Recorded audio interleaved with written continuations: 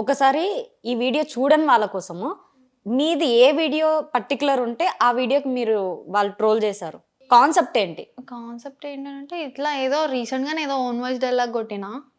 దానికి చేసిర్రు వాళ్ళు. బ్యాడ్‌గానే చేశారు. లైక్ నాకని కాదు గానీ నాకు ఒకటే వీడియో చేసి వదిలేసిర్రు కానీ వేరే వాళ్ళకైతే ఇంకా ట్రోలింగ్ అంటే ఎట్లుండాలంటే చెయ్యాలి. Healthy trolling ఉండాలది.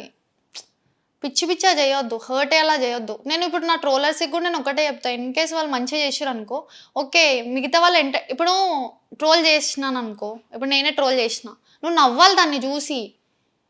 ఇట్లా బాధ పడకూడదు. అరే ఇట్లా చేసిర్రేంది అని.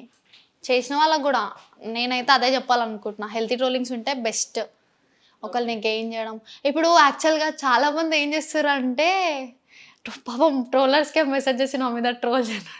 మీకెలా తెలుసు ఆ కాన్సెప్ట్? నాకెట్లా తెలుసా అంటే ఇప్పుడు మనకి మీమ్స్ చూస్తారు కదా, మీమ్స్లలో పెడుతురు కదా. అవును, మెసేజ్ చేసింది కూడా. చాలా మంది కింద కూడా అట్లా. నాకేమనిపిస్తుంది అంటే అరే ఎందుకు అట్లా అడిగి మరి ట్రోలింగ్ చేయించుకోవడం.